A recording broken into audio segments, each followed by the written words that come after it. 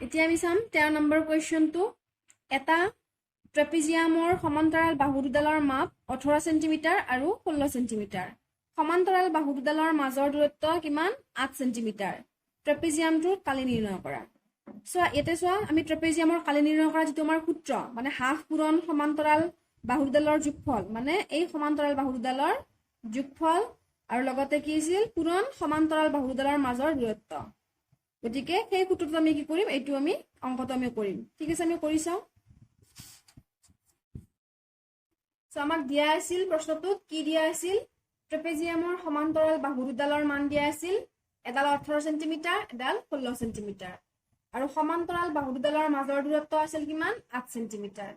আমাক উলিয়াব দিছিল ট্ৰেপিজিয়ামৰ কালি উলিওৱাৰ সূত্ৰটো চোৱা হাফ পূৰণ সমান্তৰাল বাহু দুডালৰ যোগফল পূৰণ সমান্তৰাল বাহু দুডালৰ মাজৰ দূৰত্ব গতিকে চোৱা হাফ ইয়াতে লিখিলো হাফ পূৰণ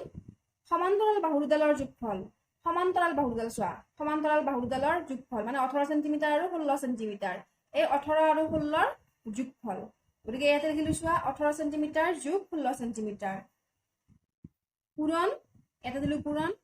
সমান্তৰাল বাহু দুডালৰ মাজৰ দূৰত্ব তো সমান্তৰাল বাহু দুডালৰ মাজৰ দূৰত্ব কিমান দিয়া আছে আমাক 8 সেন্টিমিটাৰ গতিকে ইয়াতে লিখিলো আমি 8 সেন্টিমিটাৰ এতিয়া চোৱা হাফ পূৰণ এই দুটাৰ যোগফল কি হ'ব 18 আৰু 16 ৰ যোগফল কিমান 34 সেন্টিমিটাৰ পূৰণ 8 সেন্টিমিটাৰ এতিয়া চোৱা আমি 2 ৰে 8 কটাকটি কৰিব পাৰিম কিমান বাৰ যাব 2 ৰে 8 4 বাৰ যাব 4 2 8 সেন্টিমিটাৰ থাকিল কিমান ইয়াতে থাকিল 34 এটা থাকিল 4 সো 34 সেন্টিমিটাৰ ইনটু 4 সেন্টিমিটাৰ কিমান হ'ব 34 ৰ লগত 4 যদি আমি পূৰণ কৰো 136 সেন্টিমিটাৰ স্কয়াৰ ইয়াতে এটা সেন্টিমিটাৰ আছে ইয়াতে এটা সেন্টিমিটাৰ আছে সেই কাৰণে সেন্টিমিটাৰ স্কয়াৰ হৈছে গতিকে আমি ট্ৰেপিজিয়ামটোৰ কালি কিমান পালো 136 সেন্টিমিটাৰ স্কয়াৰ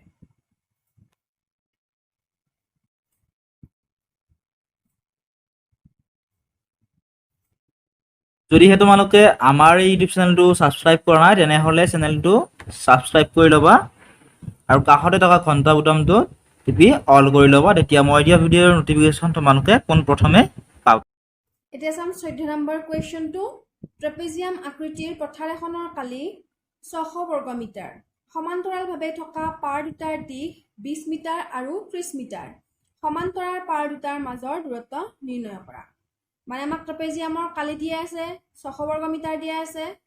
তাৰ পিছত পাৰ দুটাৰ দিঘ আমাক দিয়া আছে কিমান 20 মিটাৰ আৰু 30 মিটাৰ আমাক পাৰ দুটাৰ মাজৰ দূৰত্ব আমাক নিৰ্ণয় কৰিব দিছে গতিকে এইটো আমি কি সূত্ৰত কৰিম ট্ৰেপিজিয়ামৰ কালি উলিওৱাৰ যেটো সূত্ৰ সেই সূত্ৰটো আমি এইটো কৰিম ঠিক আছে কৰি চাও সো আমাক কি দিয়া আছিল ট্ৰেপিজিয়াম আকৃতিৰ পথাৰখনৰ কালি আমাক দিয়া আছিল ঠিক আছে আমাক উলিয়াব দিছিল কি সমান্তৰাল পাৰ দুটাৰ মাজৰ দূৰত্ব উলিয়াব দিছিল গতিকে আমি কি কৰিম আমি ধৰি লম যে সমান্তৰাল পাৰ দুটাৰ মাজৰ দূৰত্ব x বুলি আমি ধৰি লৈছো ঠিক আছে তোমালোকে y z যিকোনো ধৰিব পাৰা মই x বুলি ধৰি লৈছো এতিয়া আমি কি সূত্ৰত কৰিম ট্ৰেপিজিয়ামৰ কালি উলিওৱাৰ সূত্ৰটোত কৰিম গতিকে সব ট্ৰেপিজিয়াম আকৃতিৰ পথাৰখনৰ কালি কিমান হ'ব হাফ পূৰণ সমান্তৰাল পাৰ দুটাৰ ইয়াতে আমাক আগতে কি আছিল সমান্তৰাল বাহু আছিল কিন্তু ইয়াতে আমাক পথাৰৰ কথা কৈছে মানে পাৰৰ কথা কৈছে গতিকে আমি কি লিখিম সমান্তৰাল পাৰ দুটাৰ যোগফল পূৰণ সমান্তৰাল পাৰ দুটাৰ মাজৰ দূৰত্ব যেটো আমাক উলিয়াব দিছে এতিয়া চোৱা ট্ৰেপিজিয়ামৰ কালি আমাক দিয়া আছিল পথাৰখনৰ কালি কিমান 600 সেন্টিমিটাৰ আমাক দিয়া আছিল গতিকে 600 সমান হাফ এটো হাফ লিখিলো পূৰণ সমান্তৰাল পাৰ দুটাৰ যোগফল পাৰ দুটা কি বুলি দিয়া আছিল এটা আমাক 20 মিটাৰ এটা 30 মিটাৰ দিয়া আছিল গতিকে দুইটাৰে যোগফল চোৱা 20 মিটাৰ যোগ 30 মিটাৰ পূৰণ পাৰ দুটাৰ মাজৰ দূৰত্ব আৰু পাৰ দুটাৰ মাজৰ দূৰত্ব আমি কি বুলি ধৰি লৈছিলো আমি x বুলি আমি ধৰি লৈছিলো গতিকে চোৱা পূৰণ x এতিয়া চোৱা এই যেটো আমাৰ হাফৰ যেটো আমাৰ 2 আছে 2টো আমি কি কৰিম এই সমান চিনডালৰ বাও সাইডে আমি লৈ যাম মানে 600 ৰ লগত আমি কি কৰিম পূৰণ কৰিম কিয় কাৰণ ইয়াতে আমাৰ হৰণ হৈ আছে আৰু যেতিয়া আমি সমান চিনডালৰ বাও সাইডে লৈ যাম কি হৈ যাব আমাৰ পূৰণ হৈ যাব গতিকে 600 ৰ লগত কি হৈ গল 2টো আমাৰ পূৰণ হৈ গল সমান এটো সাইডে কিমান হৈ গল আমাৰ 20 আৰু 30 যোগ কৰিলে কিমান 50 মিটাৰ পূৰণ x এতিয়া চোৱা এই দুটাৰ কি হ'ব এই দুটাৰ পূৰণ ফল 6 2 12 মানে 1200 হ'ব 1200 সমান 50 মিটাৰ পূৰণ x যেহেতু আমি x ৰ মান উলিয়াব লাগে মানে আমি সমান্তৰাল পাৰ দুটাৰ মাজৰ দূৰত্ব উলিয়াব লাগে গতিকে কি কৰিম x টো আমি এক্সট্ৰা কৰি ৰাখিম আৰু এই 50 মিটাৰটো আমি কি কৰিম সমান চিনডালৰ এইটো চাইডে আমি লৈ যাম 1200 লগত লৈ যাম লৈ গলে কি হ'ব আমাৰ হৰণ হৈ যাব কাৰণ 50 টো আমাৰ পূৰণ হৈ আছে x ৰ লগত গতিকে এইফালে লৈ গলে আমাৰ কি হ'ব হৰণ হৈ যাব চোৱা 1200 হৰণ 50 সমান কি ৰল ইয়াতে আমাৰ x এতিয়া 50 এৰে 1200 যদি আমি হৰণ কৰো কিমান পাম 24 পাম ঠিক আছে তোমালোকে অংকটো কৰি চাব পাৰা 50 এৰে বা এনেকেও কৰিব পাৰা চোৱা এইটো শূন্যৰে এইটো শূন্য কাটিলো এইটা শূন্য এটা 5 এৰে 120 চোৱা কিমান বাৰ যাব পাৰে 5 4 গুণ 20 20 ৰ শূন্য 5 2 গুণ 10 11 12 120 পাই গলো আমি তাৰ মানে 50 এৰে আমি যেতিয়া 50 ৰ লগত যেতিয়া আমি 24 পূৰণ কৰিম আমি এইটো পাম উত্তৰ 1200 পাম তাৰ মানে আমি কি পালো x ৰ মান আমি পালো 24 সেন্টিমিটাৰ x ৰ মান মানে কি আমি উলিয়ালো যে সমান্তৰাল পাৰ দুটাৰ মাজৰ দূৰত্ব হ'ব 24 সেন্টিমিটাৰ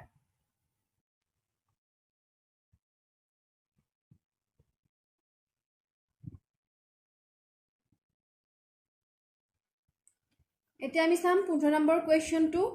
ট্ৰেপেজিয়াম আকৃতিৰ কাগজ এখনৰ কালি 11 বৰ্গ সেন্টিমিটাৰ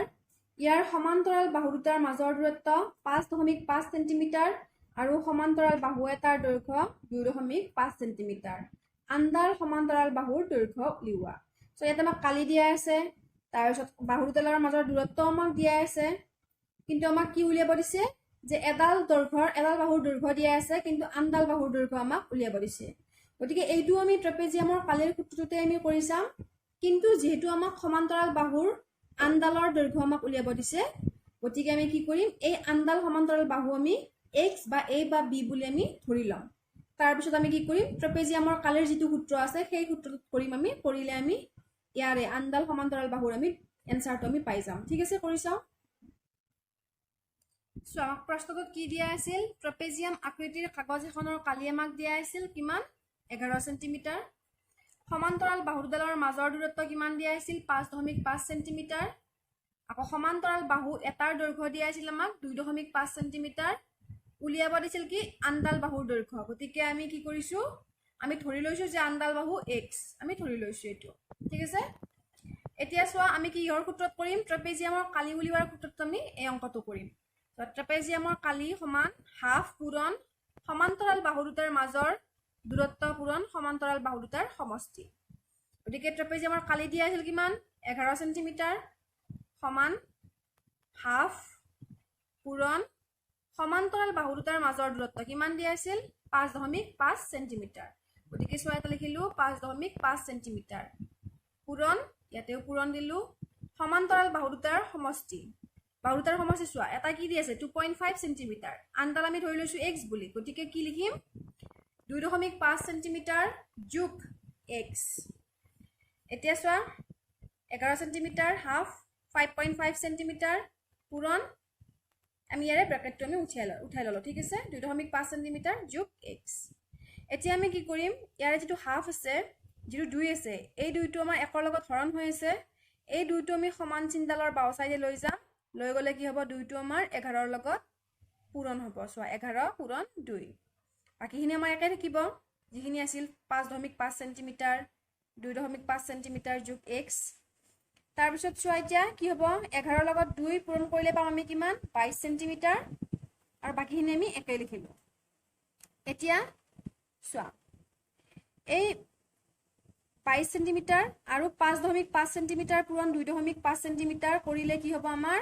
13.75 সেন্টিমিটাৰ এই দুটা তোমালোকে পূৰণ কৰি চাবা ঠিক আছে 5.5 আৰু 2.5 ৰ পূৰণফল 13.75 সেন্টিমিটাৰ যোগ x এতে যেহেতু আমি x ৰ মান উলিয়াব লাগে মানে আন্দাল বাহুৰ মান উলিয়াব লাগে গতিকে আমি x টো এক্সট্ৰা কৰি ৰাখি এই 13.75 টো আমি কি কৰিম